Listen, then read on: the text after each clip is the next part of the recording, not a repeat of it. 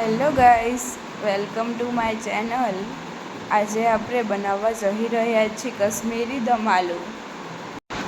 કશ્મીરી દમ આલુ બનાવવા માટે અહીંયા એક ડુંગળી, 3-4 લસણની કળીને એક સૂકું મરચું મિક્સરમાં ગ્રાઇન્ડ કરી લઈએ અને તેની સારી રીતે પ્યુરી બનાવી લઈએ।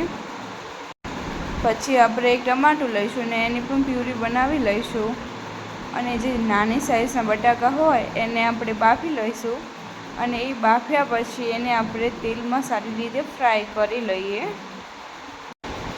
પછી આપણે એ જ તેલમાં વઘાર કરશું। એના માટે આપણે રાઈ નાખીને ચેક કરી લઈશું કે તેલ આપણું ગરમ થઈ ગયું છે। પછી થોડી હિંગ અને આપણી જે ડુંગળીની પ્યુરી હતી એ નાખી દઈશું। સારી રીતે મિક્સ કરીને એમાં આપણે હળદર, મીઠું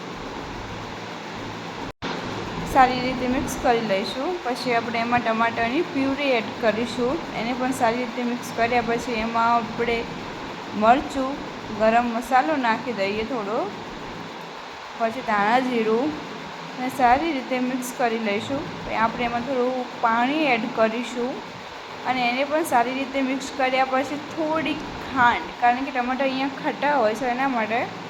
પછી આપણે જે બટાકા હતા એ બટાકા અંદર નાખી દઈએ અને સારી રીતે મિક્સ કરી લઈએ એન્ડ કશ્મીરી દમ આલુ રેડી।